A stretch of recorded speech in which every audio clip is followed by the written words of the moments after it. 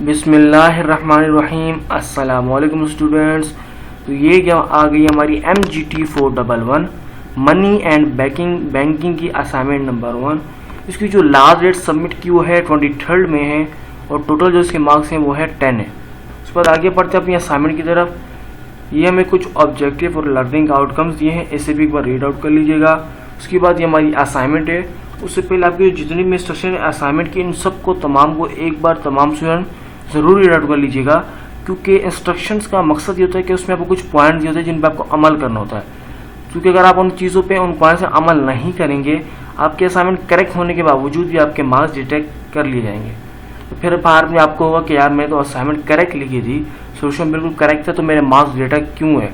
फिर आपको सर से फिर जब पता चलेगा तो तब तक बहुत देर हो चुकी होगी और आपके मार्क्स डिटेक्ट हो चुके होंगे। तो काइंडली एक बार ज़रूर रीड आउट कर लीजिएगा। सिंपली अभी अपने क्वेश्चन की तरफ बढ़ते हैं और समझ लेते हैं, अपने कॉन्सेप्ट क्लियर करते हैं कि सवाल में हमसे पूछा क्या और उसका जवाब क्या है। तो काइंडली वीडियो को एंड तक देखिएगा ताकि आपके कॉन्सेप्ट क्लियर होंगे तो आप एग्जाम में खुद से भी सॉल्व कर पाएंगे। तो सिंपली असाइनमेंट क्वेश्चन को देख लेते हैं। सिंपली यहाँ पर क्या कह रहे हैं कि an investments return can rise और fall depending on different factors. कह रहे इन्वेस्टमेंट का जो रिटर्न आता है वो फॉल और डिपेंड करता है डिफरेंट फैक्टर्स पर। एज्यूम करें कि that you are planning to invest ₹1000 in stock market. कह रहे आप तस्वुर करें आप स्टॉक मार्केट के अंदर 1000 पे इन्वेस्ट करना चाहते हैं। And you are aware that economy can either have normal growth और इट विल बी बूम और फॉल टू रिसेशन। कह रहे और आपको पता है कि जो इकोनॉमी है नॉर्मल ग्रोथ कभी भी कर सकती है या तो फिर बूम कर जाएगी, मतलब यानी कि गिर जाएगी economy. Considering these economic conditions you are expected to get following stock market return.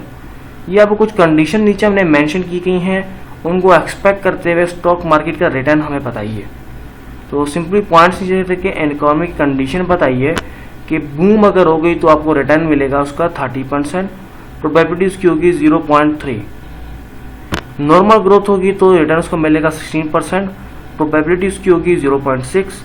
Recession होगा तो -10% रिटर्न होगा और प्रोबेबिलिटी होगी उसकी 0.1। ये हमारे को मार्केट की कंडीशन बता दी है कितना रिटर्न उस पर आपको मिलेगा और उसकी क्या प्रोबेबिलिटी होगी, ये हमें अंदाजा हो गया। अब आगे हम अपनी क्वेश्चन की तरफ बढ़ते हैं। ये हमारी रिक्वायरमेंट्स हैं। 3 पॉइंट्स में हमें ये सवाल मतलब 4 हिस्सों में डिवाइड किया गया है। 4 हमारे पास सवाल हैं A, B, C and D। तो पहला सबसे पहले देख लेते हैं और साथ साथ उसको भी सॉल्व भी करते हैं। हमने क्या लिखा है, calculate percentage expected rate of return of ₹1000 in investment over the coming year. अगर परसेंटेज कैलकुलेट करें कितना परसेंटेज जो है वो एक्सपेक्टेड रेट है कि रिटर्न मिलेगा 1000 के इन्वेस्टमेंट पर कमिंग ईयर के अंदर। तो सिंपली हम सोल्यूशन की तरफ चलते हैं। या कि हमारा सोल्यूशन हमने क्या लिखा है कि कैलकुलेट द परसेंटेज। हमें परसेंटेज कैलकुलेट करने के लिए एक्सपेक्ट करने का रूल ऑफ रिटर्न को एक्सपेक्ट करना पड़ेगा, जिसमें 1000 जो हमारी इन्वेस्टमेंट है वो ओवर द कमिंग ईयर है। वी नीड टू मल्टीप्लाई, हमें ज़रूरत है मल्टीप्लाई करने की each return by its corresponding probability and sum the result. तो हमें जितने भी इसके कॉरेस्पॉन्डिंग है सबको एक दूसरे से यानी कि मल्टीप्लाई करने पड़ेगा ताकि हमारे पास अपना रिजल्ट आ सके। जो एक्सपेक्टेड रेट ऑफ रिटर्न का जो फॉर्मूला है वो हमने अपलोड कर दिया है। रिटर्न 1 को मल्टीप्लाई कर देंगे प्रोबेबिलिटी से, रिटर्न 2 को भी मल्टीप्लाई कर देंगे प्रोबेबिलिटी से और रिटर्न 3 को भी मल्टीप्लाई कर देंगे प्रोबेबिलिटी से। तो सिंपली हमने तमाम की वैल्यू जो हमारे पुट की है सेकेंड पॉइंट्स में, तमाम वैल्यू पुट करने के बाद सिंपली इसको हमने सॉल्व किया है। टोटल जो उसका एक्सपेक्टेड रेट आ रहा है प्लस करने के बाद सबका ये तमाम की मल्टीप्लाइकेशन पर वैल्यूज आ गई 0.09, फिर प्लस हम इसको करेंगे 0.096 से और माइनस कर देंगे 0.01 से। तो ये हमारे पास एक्सपेक्टेड जो हमारा रिटर्न आ रहा है वो ये है 0.176 और 17.6%। ये हमारा एक्सपेक्टेड रेट ऑफ रिटर्न है एक कमिंग अप ईयर का जो है वो ये है। तो उम्मीद करता हूँ यहाँ तक आपको समझ आ गई होगी। आगे बढ़ते हैं, पार्ट बी को देख लेते हैं। पार्ट बी में क्या बोल रहे हैं, कह रहे हैं कैलकुलेट करें एक्सपेक्टेड वैल्यू जो है 1000 इन्वेस्टमेंट पर। 1000 इन्वेस्टमेंट हमारी क्या एक्सपेक्टेड वैल्यू है वो हम चेक करते हैं। सिंपली सोल्यूशन की तरफ चलती आगे हमारा सोल्यूशन आ गया। उसके बाद क्या लिखा हुआ है, to calculate the expected value of our ₹1000 investment we need to multiply the initial investment by the expected rate of return. कह रहे आप कैलकुलेट करने के लिए आपको 1000 की जो आपने इन्वेस्टमेंट की है उसको फाइंड करने के लिए सिंपली आपने क्या करना है, मल्टीप्लाई करना है जो इनिशियल आपकी इन्वेस्टमेंट है उसको, और आपने जो पर भी एक्सपेक्टेड रेट ऑफ रिटर्न निकाला है उससे। तो सिंपली हमने एक्सपेक्टेड वैल्यू का जो फॉर्मूला है क्या है, इनिशियल इन्वेस्टमेंट का उन्हें मल्टीप्लाई कर देना है एक्सपेक्टेड रेट ऑफ रिटर्न से। इनिशियल इन्वेस्टमेंट क्या थी, हमारा क्वेश्चन में लिखा था 1000, और हमारी जो अभी हमने एक्सपेक्टेड रेट ऑफ रिटर्न निकाला है ऊपर वो था 0.176। उसको हमने जब मल्टीप्लाई किया 1000 से तो हमारे पास जो एक्सपेक्टेड वैल्यू आई है वो है ₹176। तो ये ₹176 हमारा हो गया आंसर। उसके बाद हम बढ़ते हैं नेक्स्ट क्वेश्चन की तरफ जो हमारा पार्ट सी है, उसे देख लेते हैं और समझ लेते हैं। पार्ट सी में क्या कह रहे हैं, कैलकुलेट करें वेरिएंस एंड स्टैंडर्ड डेविएशन। मतलब हमारे को वेरिएंस और स्टैंडर्ड डेविएशन को कैलकुलेट करना है। जो हमारी असाइनमेंट है इसका हमने कैलकुलेट वेरिएंस और स्टैंडर्ड डेविएशन कैलकुलेट करना है। तो सिंपली हम चलते हैं पार्ट सी की तरफ। यह गया हमारा पार्ट सी, इसे समझ लेते हैं सिंपली यहाँ पर क्या हुआ है।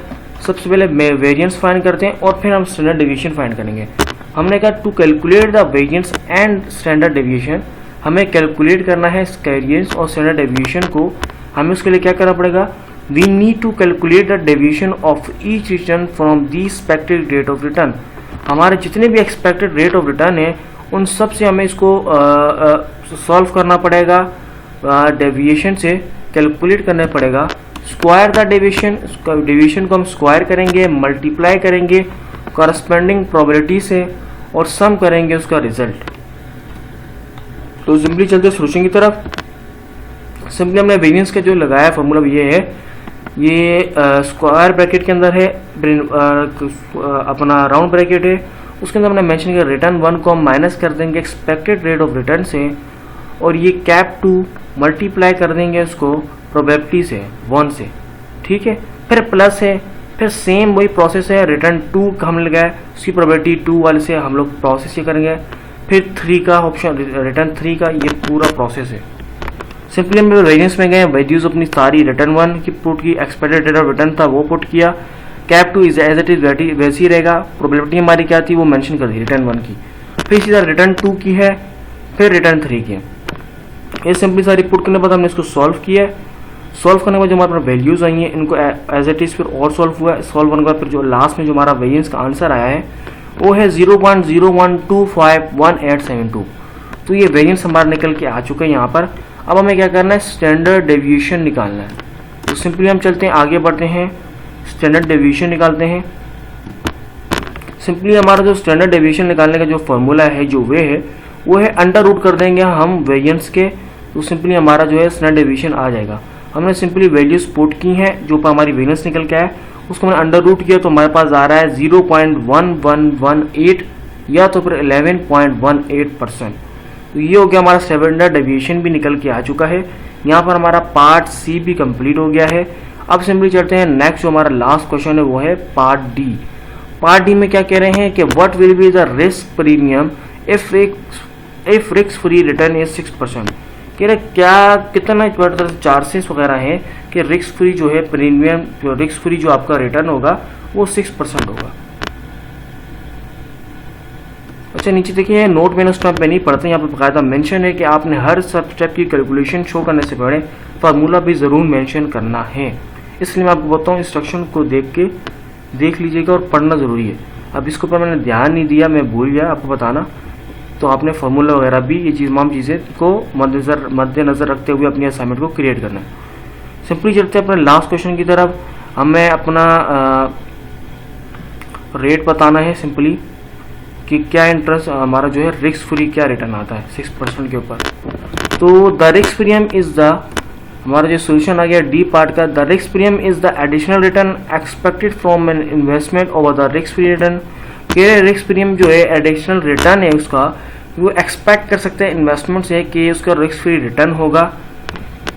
If the risk free return is 6%, अब अगर रिस्क फ्री रिटर्न अगर 6% होगा तो उसका एक्सपेक्टेड रेट ऑफ रिटर्न जो होगा इन्वेस्टमेंट से वो होगा 17.6%। लेकिन then the risk premium can be calculated as, तो फिर हमें रिस्क प्रीमियम कैलकुलेट करने के लिए करना पड़ेगा कि ये फार्मूला यूज़ करना पड़ेगा। सिंपली रिस्क प्रीमियम का हमने क्या लगाया, एक्सपेक्टेड जो रेट ऑफ रिटर्न है उसके अंदर से हम माइनस करेंगे कि रिस्क फ्री रिटर्न को, तो हमारे पास रिस्क प्रीमियम का एक आंसर आ जाएगा, कितना परसेंट रिस्क प्रीमियम है हमारे पास।